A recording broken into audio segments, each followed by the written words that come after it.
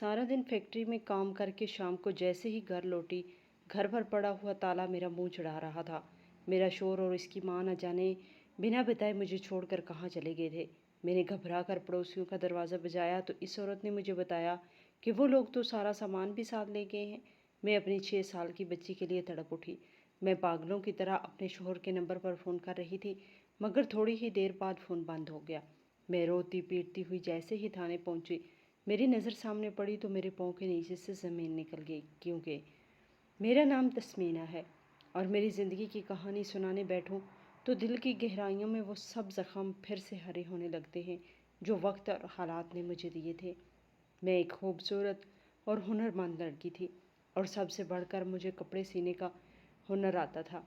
ये हुनर मेरा गुरूर भी था और सहारा भी, लेकिन मुझे नहीं पता था कि यही हुनर एक दिन मेरे लिए मुसीबत बन जाएगा। मेरी शादी इकबाल नामी लड़के से हुई। वो अपनी माँ का लाडला था। इसके घर में सिर्फ वो और इसकी माँ रहते थे। मेरे बाप ने मेरी ज़िंदगी के आखिरी दिनों में ही मेरा रिश्ता वहाँ तय कर दिया था।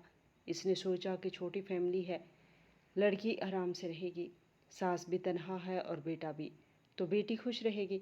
लेकिन इसे ये अंदाज़ा नहीं था कि इस घर में माँ ही सब कुछ है और बहू की कोई हैसियत नहीं। मेरी शादी के शुरू के दिन ही अजीब गुजरते थे। पहले दिन से ही मुझे ये एहसास होने लगा कि ये घर मेरे लिए कैद खाना है। सास के मुंह से कभी कोई अच्छी बात ना निकली। वो हर वक्त मुझे टोकती रहती थी और इकबाल भी अपनी माँ की बातों पर आंखें बंद करके चलता था। अगर कभी मैंने ज़रा सा भी जवाब देने की कोशिश की तो वो मुझ पर हाथ उठाता, मुझे गालियाँ देता और ऐसे अल्फाज कहता जो मेरे दिल को काट के रख देते। इसकी नज़र में मैं कोई इंसान नहीं थी, बस एक नौकरानी थी जो इसके घर के काम करे, इसकी माँ की खिदमत करे और खामोशी से बर्दाश्त करती रहे। वो खुद कोई काम नहीं करता था, दिन रात घर में पड़ा रहता और अपनी माँ के कान भरता रहता कि तस्मीना ऐसी है, तस्मीना वैसी है। और जब माँ इसको भड़काती तो वो मेरे साथ बदसलूकी करता, कभी रात को तो कभी दिन के वक्त। मेरा दिल चाहता कि चीखूं चिल्लाऊं, सबको बताऊं कि मैं किस अज़ियत में हूँ, लेकिन मेरे लिए कोई सुनने वाला नहीं था। मैं अपने वालिद की कब्र पर जाकर रो लेती थी और बस दिल हल्का करती थी कि अब कौन है जो मेरी फरियाद सुनेगी। इसी गुर्बत और दुख के आलम में अल्लाह ने मुझे एक बेटी दी। मैंने दिल से चाहा कि वो मेरे दुखों को कम करे, लेकिन मेरी सास ने इसको देखते ही कहा कि हमें बेटे की ज़रूरत थी, ये तो मनहूस बेटी है। ये अल्फाज मेरे दिल पर खंजर की तरह लगे, लेकिन मैं चुप रही। मैंने अपनी बेटी को गले से लगा लिया और सोचा कि जो मोहब्बत मुझे इस घर में नहीं मिली वो सब मैं इसे दूंगी। बेटी के आने के बाद मेरी जिम्मेदारियां और बढ़ गईं, लेकिन हालात में कोई बेहतरी ना आई, बल्कि और भी मुश्किल हो गए। सास चाहती थी कि मैं सुबह से रात तक घर के सारे काम करूं और फिर कपड़ों की सिलाई भी करके कमाई करूं। जो पैसे आते वो सब वो छीन लेती, मुझे कुछ भी नहीं रखने देती थी। इकबाल जब कभी थोड़ा सा प्यार दिखाता तो माँ की एक बात पर पलट कर दुश्मन बन जाता और मुझे मारने लगता। मेरी हड्डियाँ टूटती रहीं, लेकिन मेरा हौसला टूटने न पाया। मैंने अपनी बेटी की खातिर जीना था। मैंने सोच लिया था कि अगर मैं टूट गई तो मेरी बच्ची कहाँ जाएगी। रातें मेरी रोते हुए गुजरती, दिन काम करते करते ख़त्म हो जाते, लेकिन मैंने अपने सिलाई के हुनर को कभी मरने नहीं दिया। मैं दिन रात कपड़े सीकर लोगों को खुश करती रही। मोहल्ले की औरतें मेरे काम की तारीफ़ करती तो मुझे लगता शायद मैं भी कुछ हूँ, वरना इस घर में तो मेरी कोई कीमत नहीं थी। मैं सोचती कि शायद वक्त के साथ इकबाल बदल जाएगा, शायद माँ की सोच बदल जाएगी, लेकिन साल गुजरते गए, हालात बदलते ही नहीं बल्कि और बिगड़ने लगे। अक्सर ऐसा होता कि मेरी सास मुझे किसी छोटी सी बात पर बुरा भला कहती और इकबाल इस पर भी हाथ उठा देता। मैं दर्द से कराहती, लेकिन मेरी बेटी छोटी सी मासूम आंखों में मुझे देखती रहती। इसकी आंखों में खौफ और आंसू होते तो मैं अपने जख्म भूलकर इसे सीने से लगा लेती, इसको तसल्ली देती कि सब कुछ ठीक हो जाएगा। हालांकि दिल के अंदर मैं जानती थी कि कुछ भी ठीक नहीं होना, लेकिन फिर भी माँ का दिल अपनी बेटी को झूठे सुहाने ख्वाब सुनाने पर मजबूर करता है। मैंने कई बार सोचा कि काश मेरे वालिद ने मुझे ये रिश्ता न दिया होता, काश वो जिंदा होते तो मुझे इस जहन्नम में धकेलने से पहले 1000 बार सोचते। लेकिन तकदीर के फैसले कौन बदल सकता है। मैं बस अपने दिन गिनती रहती थी और अपने रब से दुआ करती रहती कि मेरी बेटी की ज़िंदगी मुझ जैसी ना हो। میں چاہتی تھی کہ وہ پڑھ لکھ کر اپنے پیروں پر کھڑی ہو اور کسی پر بوجھ نہ بنے۔ میری بیٹی ابھی چھوٹی تھی مگر اس کی وہ عمر ہو گئی تھی جس میں بچے اگر اسکول چلے جائیں تو ان کی عادت بن جاتی ہے۔ میں نے گھر میں بات کی کہ اس کو اسکول میں داخل کروانا ہے تو میری ساس اور شوہر دونوں ایک ساتھ بولے کہ پھر اس کا خرچہ کون اٹھائے گا؟ تیرا باپ جو قبر میں بیٹھا ہے۔ میں سن کر سکتے میں آ گئی۔ میری آنکھوں کے سامنے اندھیرا چھا گیا کہ وہ میرے باپ کو بھی طنز کا نشانہ بنا رہے ہیں۔ مجھے بہت دکھ ہوا لیکن میں نے ہمت کر کے کہا کہ خرچہ میں اٹھاؤں گی۔ میری ساس نے طنزیہ ہنسی کے ساتھ کہا کہ جو تو مہینے کے 8-10 سوٹ سی لیتی ہے اس سے کیا بنے گا؟ چند 100 روپے بچا کر تو کیا ہی کر لے گی؟ میں سوچنے لگی کہ آخر کروں تو کیا کروں۔ میں نے بڑی احتیاط کے ساتھ کہا کہ کوئی اور کام بتا دو تاکہ میں اپنی بیٹی کی پڑھائی کا خرچہ اٹھا سکوں۔ میری ساس نے کہا کہ پھر کیوں نہ تو وہاں جا کے کام کرے جہاں بڑی تعداد میں کپڑے سیے جاتے ہیں۔ وہاں جا کے مشین پر بیٹھے گی تو تجھے زیادہ پیسے ملیں گے، اور ویسے بھی تیری بیٹی کو اسکول بھیجنے کی ذمہ داری میری۔ جب تو صبح فیکٹری جائے گی تو میں صبح کے وقت اس کو اسکول بھیج دیا کروں گی اور دوپہر کو اس کے کھانا کھلا دیا کروں گی۔ یہ سن کر میرے دل کو ایک عجیب سا سکون ملا کہ شاید اب میری بیٹی اسکول جا سکے گی اور پڑھ لکھ سکے گی۔ میں نے ہاں کر دی اور اگلے ہی دن فیکٹری جا پہنچی۔ وہاں جا کر میری جان پر بنی رہی۔ اتنے سارے کپڑے روز سینے پڑتے تھے کہ سانس لینے کی بھی فرصت نہیں ہوتی تھی، اور اگر ایک بھی جوڑا کم رہ جاتا تو فیکٹری والے پیسے کاٹ لیتے اور ساتھ میں تانے بھی دیتے۔ مجھے لگتا جیسے میں انسان نہیں بلکہ ایک مشین ہوں۔ میں صبح سے شام تک کمر توڑ کام کرتی اور پھر گھر آ کر بھی سارے گھر کا کام کرنا ہوتا۔ میری زندگی ایک نہ ختم ہونے والی مشقت میں بدل گئی تھی، مگر میں یہ سب سہ رہی تھی صرف اپنی بیٹی کے لیے کہ وہ اسکول جائے گی اور پڑھ لکھ کر میری طرح ذلیل نہیں ہوگی۔ لیکن حقیقت کچھ اور ہی تھی۔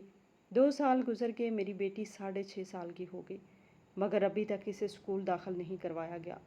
ہر بار جب میں بات کرتی تو میری ساس کوئی نہ کوئی بہانہ بنا دیتی۔ کبھی کہتی پیسے کم ہیں، کبھی کہتی ابھی بچی چھوٹی ہے، اور کبھی سیدھا کہہ دیتی کہ اس سب کی ضرورت ہی کیا ہے، لڑکیوں کو پڑھانے سے کیا فائدہ۔ مجھے دھوکہ دیا گیا تھا۔ 2 سال سے میں روز فیکٹری میں اپنا خون پسینہ ایک گھر کے پیسے کما رہی تھی اور آ کر سب اپنی ساس کے ہاتھ پر رکھ دیتی تھی، یہ سوچ کر کہ وہ میری بیٹی کو اسکول داخل کروائیں گی۔ لیکن ایسا کچھ بھی نہیں ہوا تھا۔ گھر کے کام اور فیکٹری کے کام نے میری جان نکال دی تھی۔ میں صبح جلدی نکلتی، دن بھر فیکٹری میں محنت کرتی، شام کو گھر آ کر کھانا بناتی، برتن دھوتی، کپڑے دھوتی اور پھر سلائی مشین پر بھی بیٹھ جاتی، کیونکہ فیکٹری سے ملنے والے پیسے بھی اکثر پورے نہیں ہوتے تھے، وہ بھی کٹ جاتے تھے۔ میری کمر ٹوٹ چکی تھی، میرے ہاتھ چھل گئے تھے، میری آنکھیں دھندلانے لگی تھیں، لیکن میری امیدیں اب بھی قائم تھیں۔ میں اپنی بیٹی کے چہرے کو دیکھ کر کہتی کہ ایک دن وہ ضرور اسکول جائے گی۔ فیکٹری والے انسان کو انسان نہیں سمجھتے تھے، وہ ہم سے ایسے بات کرتے جیسے ہم ان کے غلام ہوں۔ دن بھر شور شرابہ اور مشینوں کی آواز میں کان سن ہونے لگتے تھے۔ دھواں اور پسینہ ہمیں سانس لینے بھی نہیں دیتا تھا۔ اگر ذرا دیر سے کام ختم ہوتا تو مالک آ کر ڈانٹتا کہ وقت ضائع کر رہی ہو اور تنخواہ کٹوا لوگی۔ میرے لیے یہ سب کچھ ایک عذاب تھا، لیکن میں برداشت کر رہی تھی کہ یہ سب تو وقتی ہے۔ ایک دن میری بیٹی پڑھائی شروع کرے گی اور پھر میری محنت رنگ لائے گی۔ لیکن سچ یہ ہے کہ میری زندگی فیکٹری اور گھر کی چکی میں پس کر رہ گئی تھی۔ میں دن رات محنت کرتی رہی مگر وہ وعدہ کبھی پورا نہ ہوا۔ میری بیٹی کی آنکھیں بار بار مجھ سے سوال کرتی کہ ماں مجھے اسکول کب بھیجو گی، لیکن میں جواب نہیں دے پاتی تھی۔ میرا دل کٹ کے رہ جاتا تھا۔ میں اپنی ماں ہونے کی حیثیت سے اس سے شرمندہ ہو جاتی تھی۔ مجھے لگتا جیسے میرا خواب ٹوٹ رہا ہے اور میرا سہارا چھن رہا ہے۔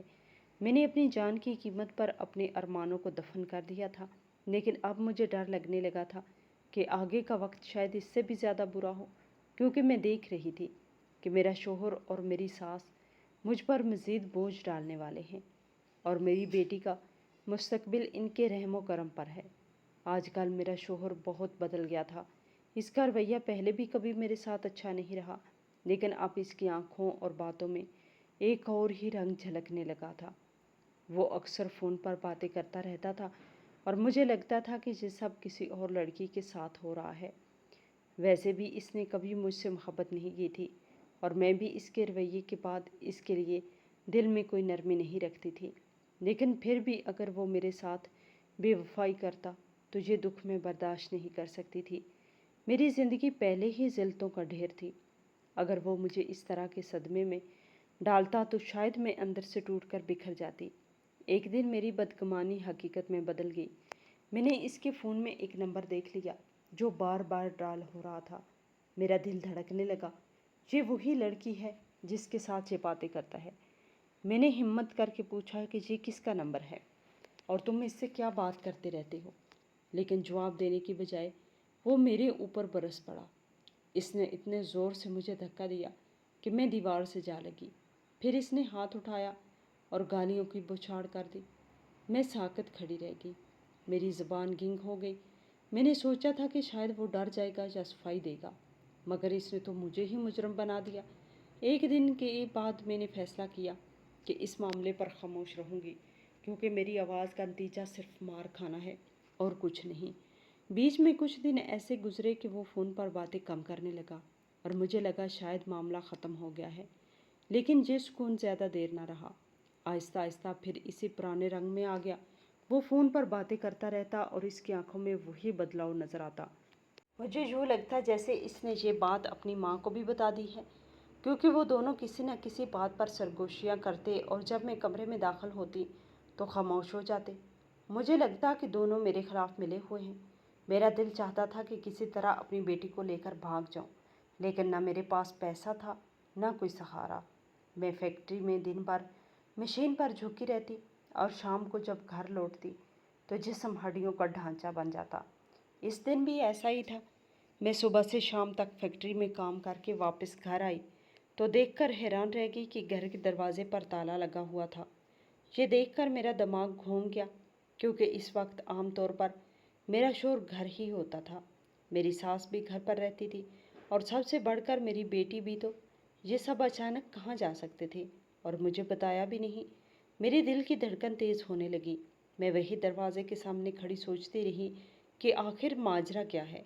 میرے پاس ایک پرانا بٹن والا فون تھا جس پر عام طور پر میری ساس بار بار کال کرتی تھی۔ کبھی کہتی جلدی آ جا گھر میں کام ہے، کبھی کہتی یہ چیز لے آ، وہ چیز لے آ۔ لیکن آج تو انہوں نے مجھے ایک لفظ بھی نہیں کہا تھا اور سب کے سب اچانک غائب ہو گئے تھے۔ میں نے خود کو سمجھایا کہ شاید کوئی مسئلہ بن گیا ہو، شاید خاندان میں کسی کی طبیعت خراب ہو گئی ہو یا کسی فوتگی کی خبر آ گئی ہو، لیکن دل کے اندر وسوسے بڑھتے جا رہے تھے۔ میں وہی گھر کے دروازے کے سامنے بیٹھ کے انتظار کرنے لگی کہ ابھی آ جائیں گے، ابھی آ جائیں گے، لیکن وقت گزرتا گیا اور اندھیرا ہونے لگا۔ شام ڈھلنے کے ساتھ ہی میرا دل بھی ڈوبنے لگا۔ میرے ذہن میں ہر طرح کے خیال آ رہے تھے۔ میں سوچتی کہ کہیں میری بیٹی بیمار تو نہیں ہوگی، شاید اسی لیے اسے اسپتال لے گئے ہوں۔ پھر خیال آیا کہ شاید میرے شوہر کی طبیعت خراب ہو گئی ہو، لیکن ساتھ ہی مجھے یاد آیا کہ میری ساس کو تو کبھی کچھ بھی نہیں ہوا، وہ ہر وقت تندرست اور ہٹی کٹی گھومتی رہتی تھی۔ ان کے بیمار ہونے کا تو سوال ہی پیدا نہیں ہوتا۔ اندھیرا بڑھنے لگا اور میں بار بار سوچتی رہی کہ آخر یہ سب کہاں گئے۔ میں نے اپنے شوہر کو فون ملایا، بیل جا رہی تھی، لیکن وہ فون نہیں اٹھا رہا تھا۔ میرا دل ڈوبنے لگا جیسے کسی بڑے حادثے کی خبر دینے والا ہے۔ میں نے بار بار کوشش کی لیکن اس نے جواب نہ دیا۔ میرے ہاتھ کانپنے لگے، میرا جسم پسینے سے شرابور ہو گیا اور میری آنکھوں کے سامنے بار بار میری بیٹی کا چہرہ گھومنے لگا۔ میں سوچنے لگی کہیں اس سب کھیل میں میری معصوم بچی تو قربانی نہیں بن گئی۔ یہ سوچ کر میرے قدم زمین میں دھنسنے لگے۔ میں بے بسی کے عالم میں دروازے کے قریب بیٹھی رہی اور دل ہی دل میں دعا کرتی رہی کہ سب خیریت سے واپس آ جائے، یہاں تک کہ بالکل اندھیرا ہو گیا۔ رات کے 8 بج گئے۔ اب میں اندر سے ٹوٹنے لگی۔ پریشانی نے میرا دم گھونٹ دیا۔ میں نے ہمت کی اور ہمسائے کے گھر گئی۔ دروازہ بجایا تو ایک خاتون باہر آئی۔ میں نے ان سے پوچھا کہ آپ نے میری گھر والوں کو کہیں جاتے ہوئے دیکھا ہے؟ کس وقت گئے تھے؟ انہوں نے میری حالت دیکھ کر کہا کہ ہاں دیکھا ہے، کیونکہ کافی شور شرابہ ہو رہا تھا۔ تو ہماری بھی توجہ اس طرف چلی گئی۔ میں نے کانپتی ہوئی آواز میں کہا کیسا شور تھا؟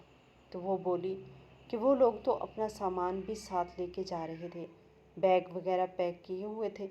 یہ سن کر میرے قدموں تلے زمین نکل گئی۔ میرا دماغ سن ہو گیا۔ یہ سب کہاں جا رہے تھے؟ اگر جانا ہی تھا تو مجھے کیوں نہ بتایا؟ اور میری بیٹی کو کیوں ساتھ لے کر گئے ہیں؟ میری ساس جو مجھ پر ظلم کرتی تھی اور میرا شوہر جو دوسری عورتوں میں دلچسپی لیتا تھا، ان کے جانے سے مجھے کوئی غم نہ تھا۔ میرا دل صرف اس ایک خیال پر ڈوب رہا تھا کہ میری بیٹی کو کہاں لے گئے اور کس حال میں ہوگی۔ میں نے فوراً اپنے شوہر کو فون کرنا شروع کیا۔ ہر 2 سیکنڈ کے بعد کال ملا رہی تھی۔ شروع میں تو بیل جا رہی تھی مگر کوئی جواب نہیں آیا۔ پھر اچانک دوسری طرف سے آواز آئی کہ جس نمبر پر آپ رابطہ کرنے کی کوشش کر رہے ہیں وہ پاور آف ہے، یعنی اس نے میرا فون تنگ آ کر بند کر دیا تھا۔ اب میرے دل میں یقین کر لیا تھا کہ یہ سب کچھ جان بوجھ کر کیا جا رہا ہے۔ یہ لوگ کسی ایسے کام میں لگے ہیں جس میں مجھے شامل نہیں کرنا چاہتے تھے اور نہ ہی مجھے بتانا چاہتے تھے کہ کہاں جا رہے ہیں۔ ان کو جہاں بھی جانا تھا دفع ہو جاتے، مجھے پرواہ نہیں تھی، لیکن میری بیٹی کو کیوں ساتھ لے کر گئے؟ یہ سوال میرا دماغ پھاڑ رہا تھا۔ میری آنکھوں سے آنسو ٹپکنے لگے، دل بیٹھ گیا، ہاتھ پاؤں کانپنے لگے اور مجھے کچھ سمجھ نہیں آ رہا تھا کہ کہاں جاؤں، کس سے مدد مانگوں۔ نہ باپ تھا، نہ سر پر کوئی بھائی، اور شوہر بھی ایسا ظالم تھا کہ اس سے کوئی امید نہیں تھی۔ میں اپنے کمرے کے باہر ٹہلنے لگی، بار بار سوچتی رہی کہ شاید واپس آ جائے، لیکن وقت گزرتا جا رہا تھا اور اندھیرا بڑھتا جا رہا تھا۔ آخر میں نے فیصلہ کیا کہ پولیس اسٹیشن جاؤں گی، وہاں جا کر بات کروں گی۔ مجھے اچھی طرح معلوم تھا کہ پولیس والے اکثر ایسے معاملات میں یہی کہتے ہیں کہ پہلے اپنے خاندانی مسئلے حل کرو، جب یقین ہو جائے کہ کوئی ناراضگی والا معاملہ نہیں یا کوئی بھاگ کر نہیں گیا تب رپورٹ درج کرواتے ہیں۔ لیکن پھر بھی میں نے دل کو تسلی دی کہ شاید کوئی اللہ کا بندہ بیٹھا ہو جو میری مدد کر دے۔ میری آنکھوں میں بیٹی کا چہرہ گھوم رہا تھا۔ اسی سوچ میں اپنے علاقے کے پولیس تھانے کی طرف چل پڑی۔ یہ تھانہ ہمارے علاقے میں ہی تھا اور ہر کوئی جانتا تھا کہ جہاں شکایت درج کروانا آسان کام نہیں، لیکن اس وقت میرے پاس اور کوئی راستہ نہیں تھا۔ میں نے پولیس اسٹیشن پہنچی تو میرے اندر کا حال ایسا تھا جیسے کسی نے میرا گلا جکڑ رکھا تھا اور میں سانس لینے کی کوشش کر رہی تھی مگر مجھے ہوا ہی نہیں مل رہی تھی۔ لیکن جیسے ہی اندر داخل ہوئی میری نظر ادھر ادھر گئی تو وہ لمحہ میری زندگی کا سب سے حیران کن اور ناجاب لمحہ تھا۔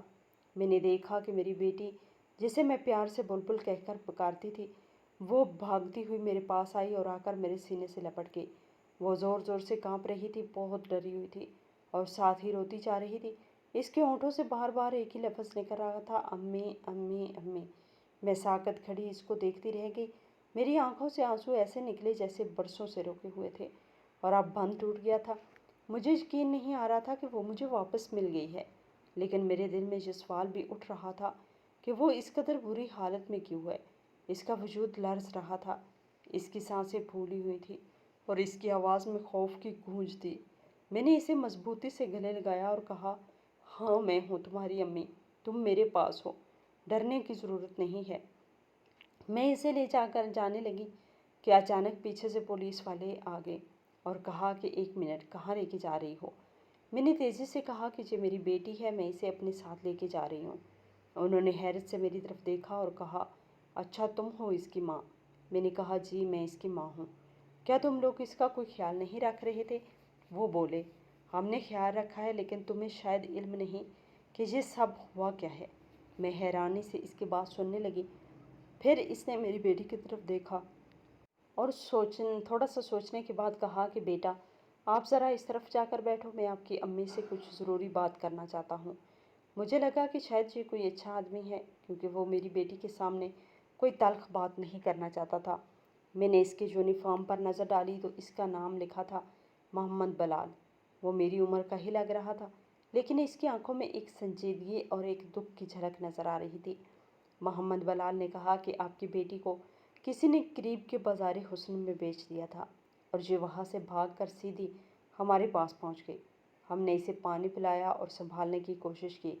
ہم اس سے پوچھ رہے تھے کہ آپ کے والد کا نام کیا ہے، آپ کہاں رہتی ہیں، تاکہ ہم آپ کے گھر والوں کو اطلاع دے سکیں، لیکن وہ روتے ہوئے صرف ایک ہی لفظ بول رہی تھی، امی امی، اور پھر اتفاق سے آپ خود یہاں آ گئی۔ یہ سن کر میرا دم گھٹنے لگا، میرا جسم کانپنے لگا، میری آنکھوں کے سامنے دھند چھا گئی اور میں بے اختیار بولی، کس نے یہ سب کیا؟ کس نے اتنی گھٹیا حرکت کی ہے؟ میں نے لرزتی ہوئی آواز میں محمد بلال کو سب کچھ بتا دیا کہ جب میں فیکٹری سے واپس آئی تو گھر خالی تھا، دروازے پہ تالا لگا ہوا تھا، ہمسائی نے بتایا کہ یہ لوگ اپنا سامان بھی ساتھ لے گئے ہیں اور میرے شوہر کا نمبر بھی بند آ رہا تھا۔ میں نے اپنی ساری روداد سنائی۔ وہ غور سے سنتا رہا، پھر اس نے ایک لمبی سانس لی اور کہا کہ یہ سب کچھ تمہارے شوہر نے کیا ہے، کیونکہ تمہاری بیٹی نے ہمیں یہی بتایا ہے کہ بابا ہی اسی جگہ پر لے کر گئے تھے۔ یہ سنتے ہی میرے قدموں کے نیچے سے زمین نکل گئی، میری روح کانپ گئی، میرے جسم میں خون جم سا گیا۔ میں سوچ بھی نہیں سکتی تھی کہ ایک باپ اپنی بیٹی کو بازار حسن جیسی جگہ پر چھوڑنے کی کوشش کرے گا۔ میری آنکھوں کے سامنے وہ تمام منظر گھومنے لگے کہ اگر یہ بیٹی وہاں سے بھاگتی نہیں، اگر یہ پولیس اسٹیشن نہیں پہنچتی اور اگر میں یہاں نہیں آتی تو نہ جانے اس معصوم کے ساتھ کیا قیامت ڈھائی جاتی۔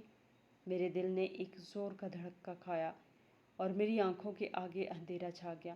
میں چکرا کر گرنے والی تھی کہ محمد بلال آگے بڑھا اور مجھے سہارا دے کر ایک طرف بٹھا دیا۔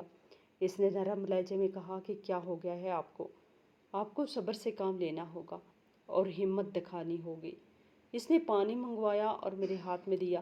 میں نے لرزتے ہاتھوں میں گلاس پکڑا اور تھوڑا سا پانی پیا۔ پھر میں نے اپنی بیٹی کو گلے سے لگایا اور اس کے بالوں کو سہلاتی رہی۔ میری آنکھوں سے آنسو رکنے کا نام نہیں لے رہے تھے۔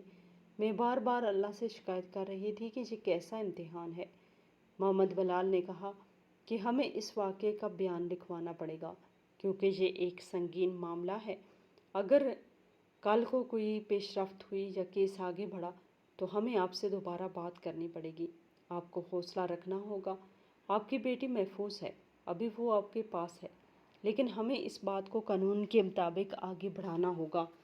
میں اس وقت کچھ بھی سوچنے کے قابل نہیں تھی، بس اپنی بیٹی کو سینے سے لگائے وہیں زمین پر بیٹھی رہی اور بار بار شکر ادا کرتی کہ کم از کم بلبل میری گود میں واپس آ گئی۔